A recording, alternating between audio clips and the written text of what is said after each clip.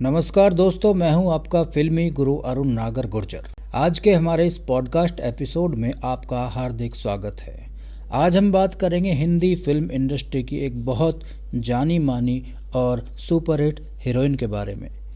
उस हीरोइन का नाम है माधुरी दीक्षित। माधुरी दीक्षित एक भारतीय अभिनेत्री है जिन्होंने भारतीय हिंदी फिल्म जगत में एक ऐसा मुकाम हासिल किया है जिसे आज की अभिनेत्रियां अपने लिए एक आदर्श के रूप में देखती है। माधुरी ने 80 और 90 के दशक में स्वयं को हिंदी सिनेमा में एक प्रमुख अभिनेत्री तथा सुप्रसिद्ध नृत्यांगना के रूप में स्थापित किया था। उनके लाजवाब नृत्य और स्वाभाविक अभिनय का ऐसा जादू था कि माधुरी उस समय पूरे देश की धड़कन बन गई थी।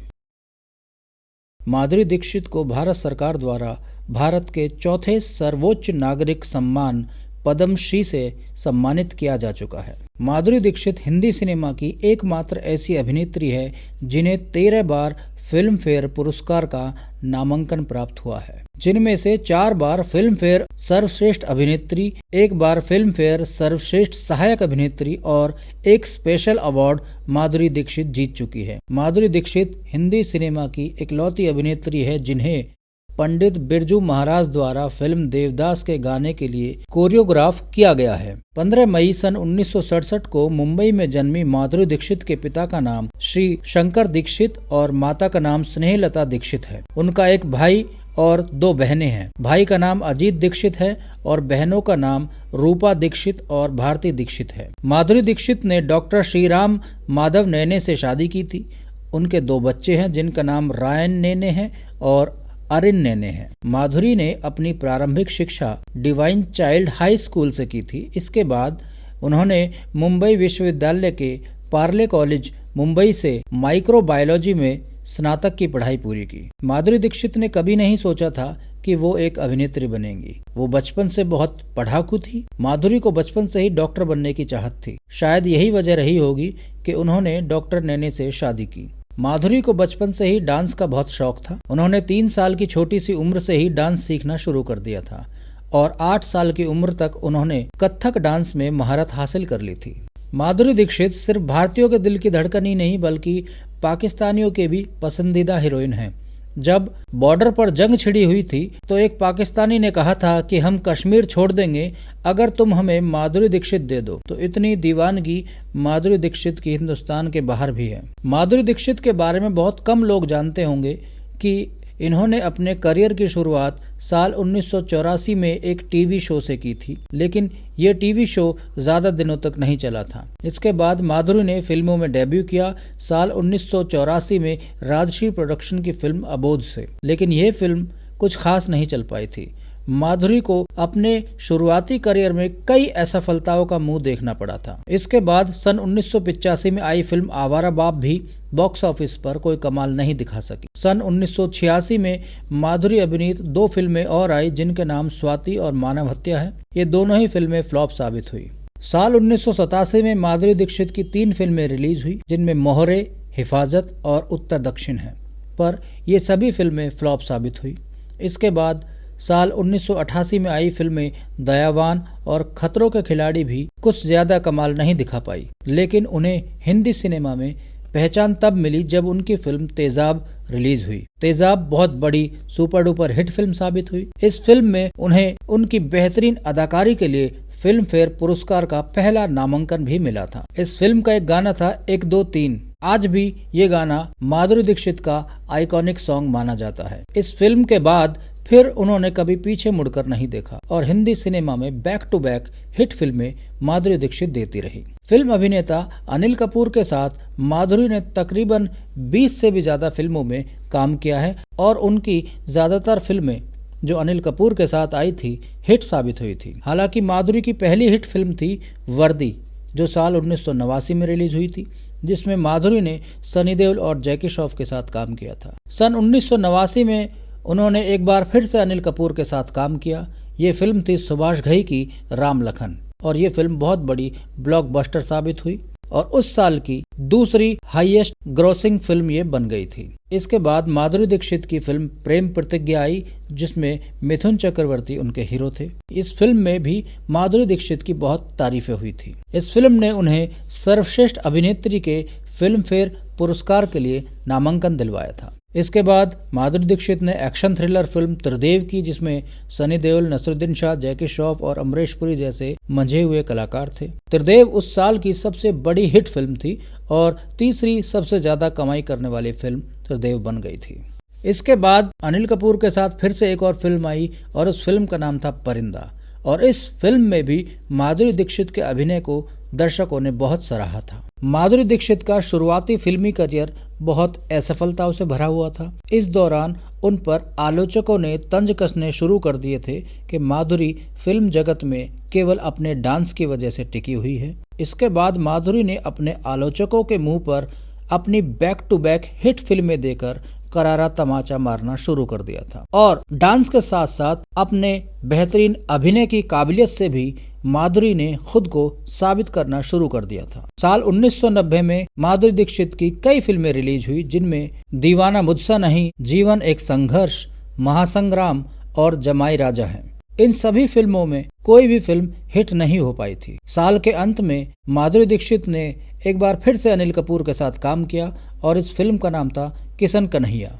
ये फिल्म बहुत बड़ी हिट साबित हुई। इसके बाद गोविंदा के साथ फिल्म इज्जतदार में काम किया, लेकिन ये फिल्म कुछ ज्यादा नहीं चल पाई थी। साल 1990 में माधुरी ने आमिर खान के साथ फिल्म दिल में काम किया और दिल फिल्म बहुत बड़ी सुपरहिट साबित हुई, जिसके लिए माधुरी दीक्षित को फिल्म फेयर सर्वश्रेष्ठ अभिनेत्री का पुरस्कार भी मिला था। साल 1991 में रिलीज हुई फिल्म साजन का निर्देशन लॉरेंस डिसूजा ने किया था। इस फिल्म में माधुरी दीक्षित के साथ सलमान खान और संजय दत्त मुख्य भूमिकाओं में नजर आए थे। इस फिल्म की कहानी के साथ साथ संगीत भी लोगों को खूब पसंद आया था। संजय दत्त और माधुरी दीक्षित के बीच नजदीकियां बढ़ने लगी थी और दोनों के अफेयर की खबरें भी आने लगी थी। माधुरी के पिता इस रिश्ते से काफी नाराज हुए थे, क्योंकि वो जानते थे कि संजय दत्त पहले से ही शादीशुदा है।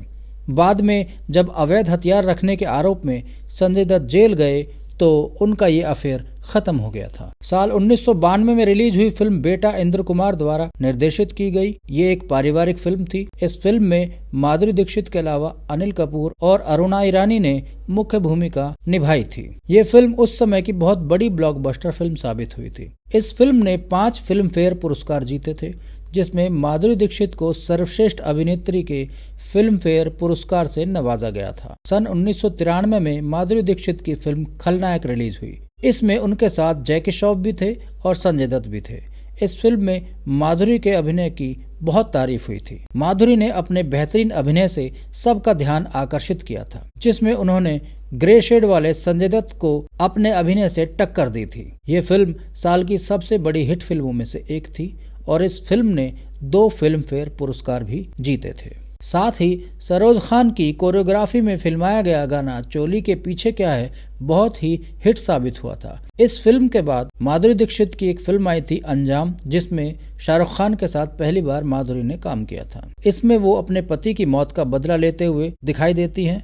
उनके नृत्य का जलवा इस फिल्म में भी बरकरार रहा था। इस फिल्म में गाना था 18 बरस की कुंवारी कली, जो बहुत बड़ा सुपरहिट गाना हुआ था। इस फिल्म में अभिनय के लिए उनका नाम film fair best actress award के लिए नॉमिनेट भी हुआ था। साल 1994 में सूरज बड़जात्या द्वारा निर्देशित फिल्म हम आपके हैं कौन रिलीज हुई थी, जिसमें माधुरी दीक्षित ने सलमान खान के साथ अभिनय किया था। ये फिल्म उस समय की सबसे बड़ी सुपरहिट फिल्म साबित हुई थी, जिसने शोले फिल्म की कमाई का रिकॉर्ड तोड़ दिया था। इस फिल्म के लिए माधुरी दीक्षित को बेस्ट एक्ट्रेस के फिल्म फेयर अवार्ड से नवाजा गया था। माधुरी दीक्षित को डायरेक्टर्स एक्ट्रेस भी कहा जाता है। ऐसा फिल्म निर्देशक सूरज बड़जात्या ने एक इंटरव्यू के दौरान कहा था कि एक निर्देशक का करियर तब तक पूरा नहीं होता जब तक वो माधुरी दीक्षित के साथ काम ना कर ले। फिल्म हम आपके हैं कौन के बाद माधुरी दीक्षित हिंदी सिनेमा की सबसे सफल अभिनेत्रियों में शुमार हो चुकी थी। उसके बाद उन्होंने कई और फिल्मों में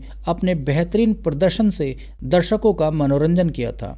इसके बाद तो उन्होंने बॉक्स ऑफिस पर कई और सफल रिकॉर्ड्स बनाए। इसके बाद साल 1995 में माधुरी दीक्षित की फिल्म राजा रिलीज हुई, जिसका निर्देशन इंद्र कुमार ने किया था। इंद्र कुमार के निर्देशन में माधुरी की ये तीसरी फिल्म थी, क्योंकि इससे पहले दिल और राजा में भी वो काम कर चुकी थी। इस फिल्म में माधुरी दीक्षित के अलावा संजय कपूर, परेश रावल और मुकेश खन्ना ने मुख्य भूमिका निभाई थी। ये फिल्म साल 1995 की सुपरहिट फिल्मों में से एक थी। इसके बाद साल 1997 में यश चोपड़ा की फिल्म दिल तो पागल है रिलीज हुई।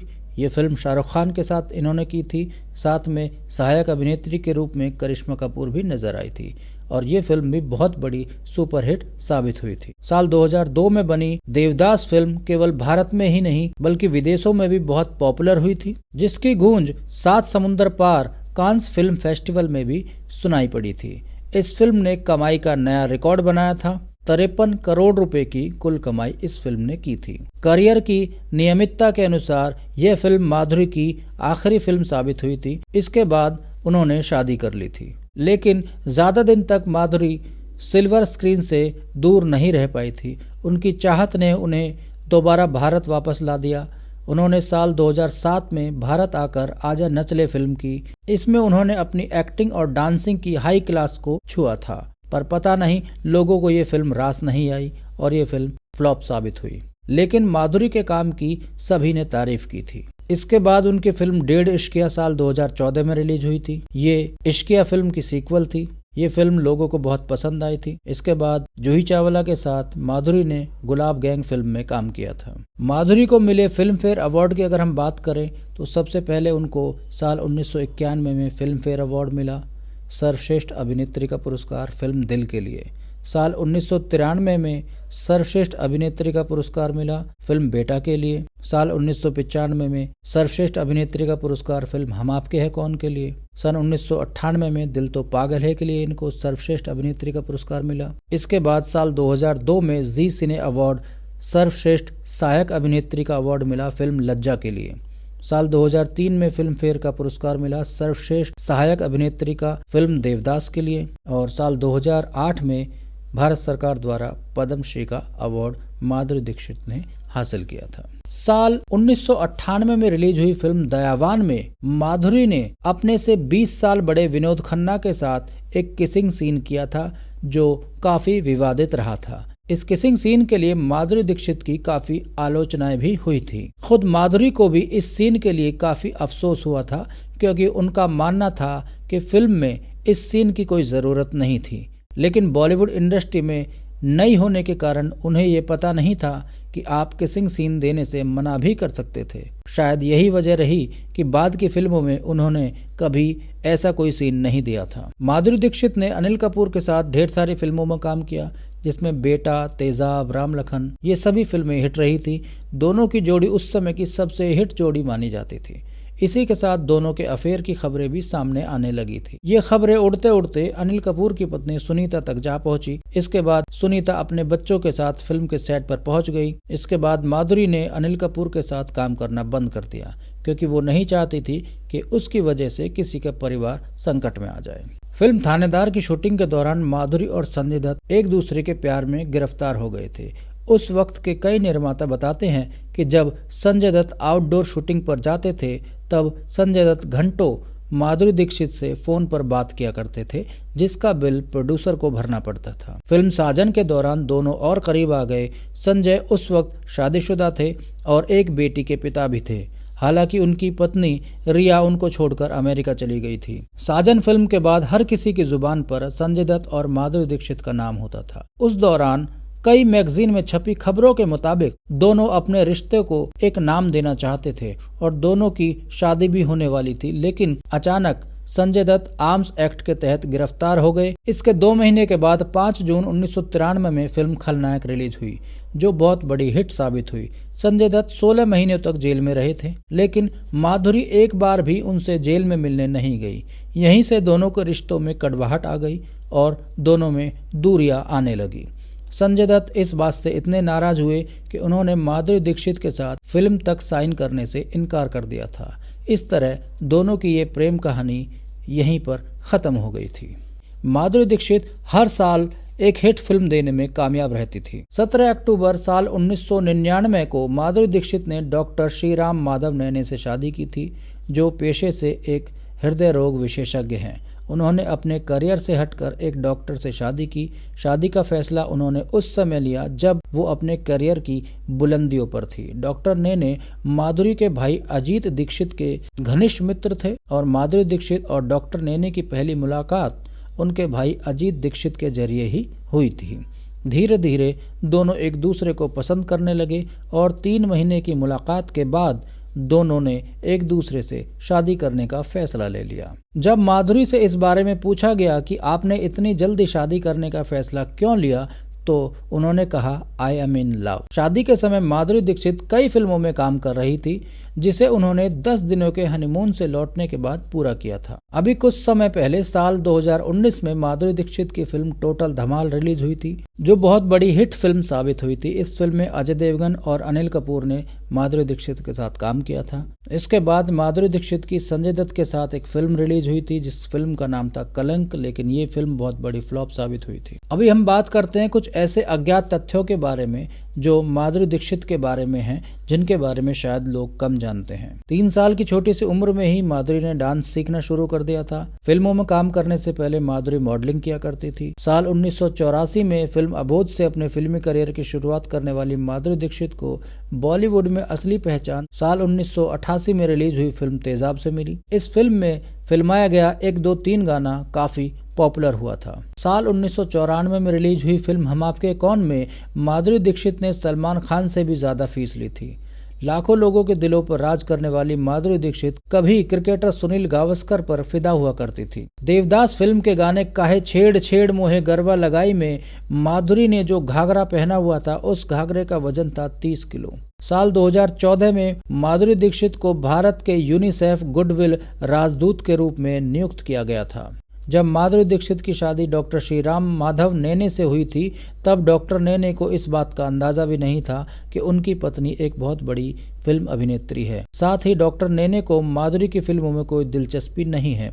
माधुरी दीक्षित डांस विद माधुरी नाम से एक ऑनलाइन डांस एकेडमी भी चलाती है। इस एकेडमी का मकसद लोगों के साथ अपने डांस स्किल्स को शेयर करना है। फिल्म हम साथ साथ में तब्बू के किरदार के लिए माधुरी दीक्षित को पहले ऑफर मिला था, लेकिन उन्होंने इस फिल्म को इसलिए ठुकरा दिया था क्योंकि उनके अपोजिट मोहनीश बहल थे और मोहनीश बहल की हीरोइन के रूप में माधुरी दीक्षित काम नहीं करना चाहती थी, इसलिए उन्होंने हम साथ साथ है फिल्म ठुकरा दी थी। माधुरी दीक्षित ने अपने शुरुआती दौर में शेखर सुमन के साथ भी काम किया है।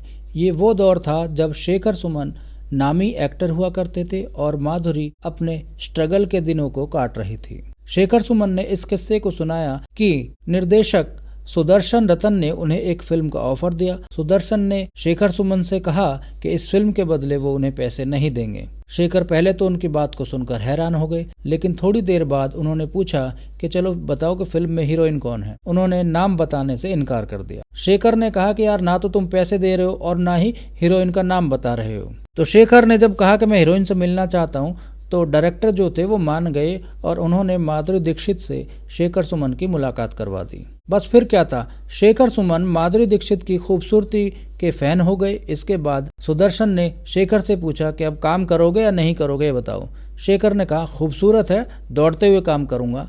उन्होंने तुरंत सुदर्शन की फिल्म साइन करने के लिए हामी भर दी। साथ ही इस फिल्म के लिए कोई भी रकम ना लेने का वादा भी किया। शेखर सुमन ने बिना पैसे लिए जिस फिल्म में माधुरी के साथ काम किया था, उस फिल्म का नाम था मानव हत्या।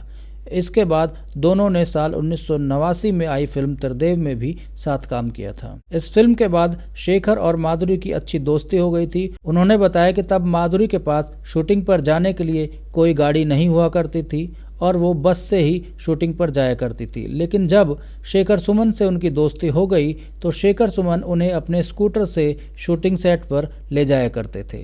तो इतना स्ट्रगल भरा जीवन माधुरी दीक्षित ने अपने शुरुआती दौर में देखा है। एक ही दिन में कोई इतना बड़ा स्टार नहीं बन जाता।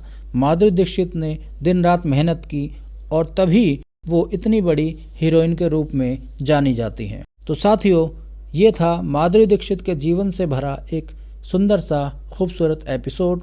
आपको ये एपिसोड कैसा लगा आप हमें ज़रूर बताइएगा। अब मुझे इजाज़त दीजिए, आगे फिर लौटूंगा एक और नई कहानी के साथ। जय हिंद।